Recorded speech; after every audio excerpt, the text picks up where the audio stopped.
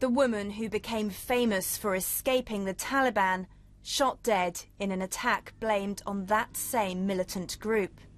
Sushmita Banerjee became well known for her memoir, A Kabuliwala's Bengali Wife. It became a bestseller in India and was later made into a Bollywood film.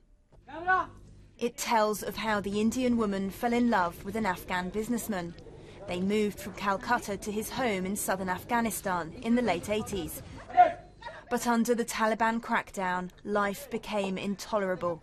He returned to India, but the Taliban would not allow her to leave.